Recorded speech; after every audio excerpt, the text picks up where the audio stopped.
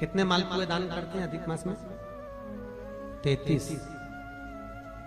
31 नहीं लिखे हैं, अधिक मास की कथा में लिखे हैं 33। 33 ही क्यों करते हैं? काहे के लिए करे जाते हैं 33 मालपुए? कोई महाराज जी से पूछियो कि भैया 33 ही क्यों, 31 कर दो, 32 कर दो, और मालपुए ही क्यों? रसगुल्ला कर दो, इमरती कर दो, जलेबी कर दो, पर मालपुए लिखे हैं अधिक मास की कथा में, मालपुए, और वो भी 33। 31 नहीं। अभी तक आपने जितने भी दान करे 21 कर लो, 11 कर लो, 108 कर लो, पर 33 ही मालपुए अधिक मास में। तो अधिक मास की कथा में यह वर्णन किया गया है कि मालपुए इसलिए दान करे जाते हैं क्योंकि मालपुए जब बनाए जाते हैं तो उसमें बारीक बारीक छिद्र हो जाते हैं। जितने मालपुए में छिद्र पड़ते हैं उतने नरकों में हमारे घर के पूर्वजों को जाना नहीं पड़ता और वो परमात्मा के धाम चले जाते हैं। इसलिए मालपुए दान कर जाते हैं, रसगुल्ला नहीं। और 33 क्यों? 30 दिन के तो 30, 31वें नंबर का मालपुआ। हमने अगर बेटी के घर का अन्न खा लिया हो, हमने बेटी के घर का अगर भोजन कर लिया हो तो उसका दोष ना लगे, इसलिए 31वें नंबर का मालपुआ दान होता है। 32वें नंबर का मालपुआ हमने ब्राह्मण और गुरु के घर का अगर कुछ खा लिया हो तो उसका दोष ना लगे, इसलिए 32वें नंबर का मालपुआ होता है। और 33वें नंबर का मालपुआ हमने किसी के घर का सूतक या सावड़ का खा लिया। सूतक सावड़ जानते हो ना?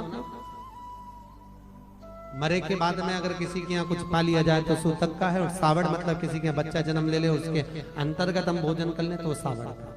हमने अगर सूतक या सावड़ का भोजन कर लिया हो तो हमें दोष ना लगे, इसलिए 33वें नंबर का मालपुआ होता है। ये 33 मालपुए का दान इसलिए करा जाता है कि हम नरकों में ना पड़े, हमारे पूर्वज, हमारे घर के जितने भी पूर्वज गए हैं वो नरक में ना पड़े, इसलिए मालपुए का दान देने से हमारा पूर्वज तर जाता है।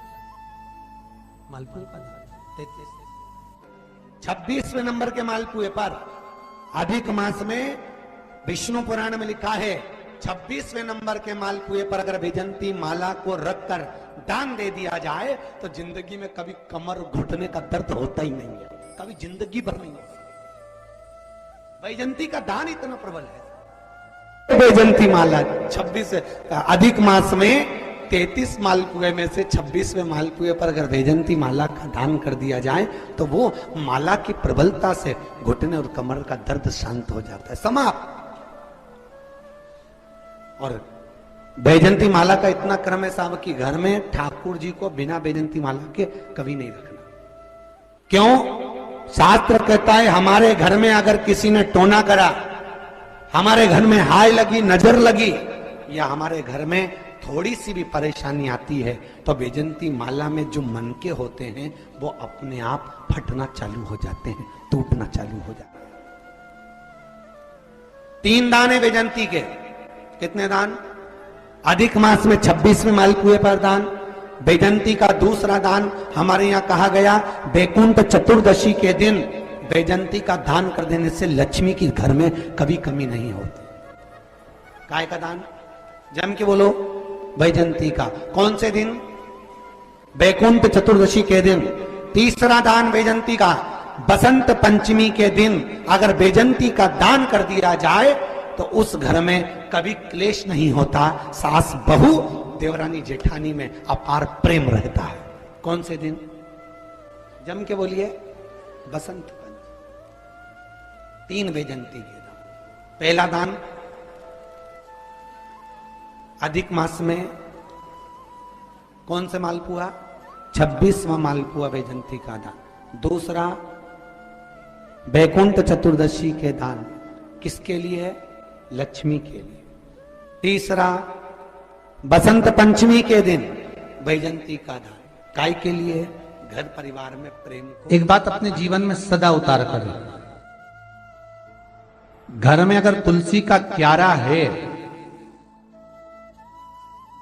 तो तुलसी महारानी हमें ये बता देती है कि हमारे घर में सुख आने वाला है कि दुख आने वाला। जैसे शनि अपना प्रकोप दे रहा है या शनि उतर रहा है, ये किसी से पूछने की जरूरत नहीं पड़ती, अपने आप मालूम पड़ जाता है। कैसे? शनि कथा अगर आपने सुनी हो तो उसमें व्याख्यान आता है शनि कथा में,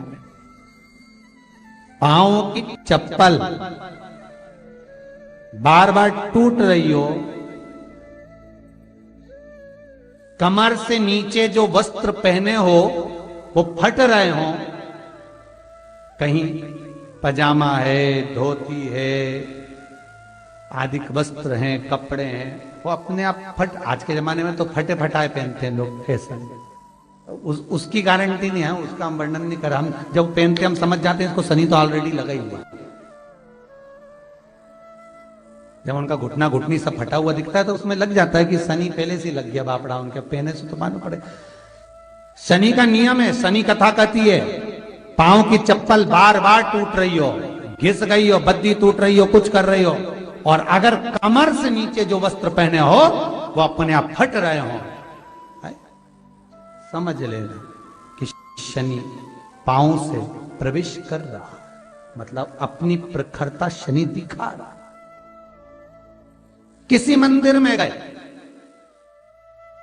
महाराज और वहां जाने पर चप्पल चली गई तो समझ लेना शनि की कुदृष्टि अब पड़ना बंद होना चालू हो गया।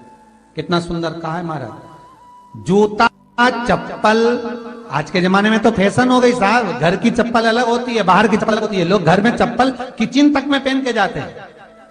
अरे पानी ले जाओ सीओर से, रसोई घर में लोग चप्पल पहन कर जाते हैं, जहां भगवान का प्रसाद बन रहा है, जहां अन्नपूर्णा निवास कर रही है, और पूछो तो करे किचन की चप्पल है तो माथे पे रख लो। तुम अपनी मां को जरूर देखना है एक बार, वो बूढ़ी मां कितनी बार किचन में चप्पल पहन कर गई, मुझे जरूर फोन कर कर बताना। बूढ़ी मां रसोई घर में आज भी बिना चप्पल के जाती है, और बहुओं की कहीं एड़ी नहीं फट जाए, ठंड नहीं बैठ जाए, इसलिए ये रसोई घर तक में चप्पल पहनकर जाती है। सूर्य नारायण की कथा पढ़ना, शनि महाराज की कथा पढ़ना, और गरुड़ पुराण की कथा पढ़ना, जिन जिन कथाओं का हम व्याख्यान कर रहे हैं उसको पढ़ना जरूर हो। क्या लिखा है, घर के अंदर जब चप्पल जाती है, रोग, बीमारी, कष्ट, तकलीफ चालू हो जाती है। तुमने चप्पल क्यों पहनी? ठंड नहीं बैठ जाए, रोग नहीं बैठ जाए। घर के अंदर उतना बढ़ गया, एक कालीन बिछा दो, एक दरी बिछा दो, मोटा आसन बिछा दो, जिस पर तुम चल लो। जरूरी है कि कई कई लोगों को तो हमने ये भी देखा कि कालीन पर भी चप्पल पहन के चलते, और ब्राह्मणों को भोजन परोस रहा है, गुरुजन को भोजन परोस रहा है, ठाकुर जी की थाली बना रहा है, ठाकुर जी का थाल लगा रहा है, तो भी चप्पल है पांव। तेरा क्या होगा रे